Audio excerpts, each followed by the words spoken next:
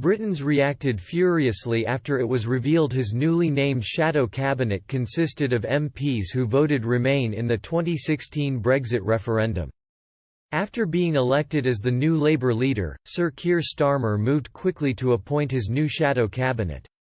However, following the announcement, Tory activist Roman Powell questioned the diversity of the opposition bench.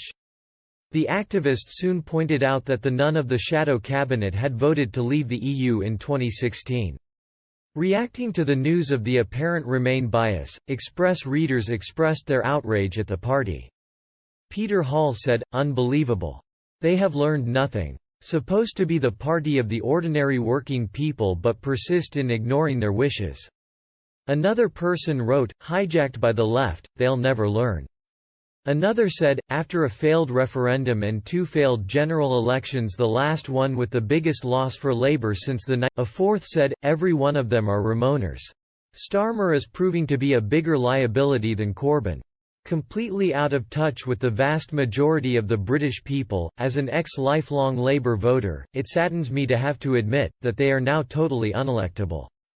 Former Shadow Secretary of State for Justice, Richard Burgon was one of the high-level names who lost their place while former Shadow Home Secretary, Diane Abbott stood down. Commenting on the new ministers, Sir Keir said it was time to take the party forward.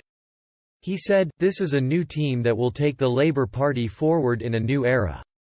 Under my leadership, the Labour Party will be utterly focused on working in the national interest, rebuilding people's trust in our party. The moves from the new leader will be seen as an attempt to try and unify a party which suffered one of the worst election performances in its history."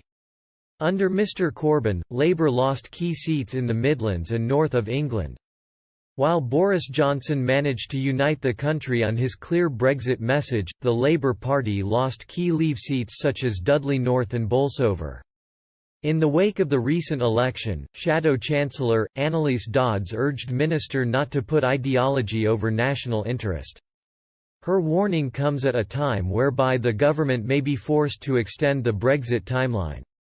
The current deadline for the transition period ends on December 21, 2020.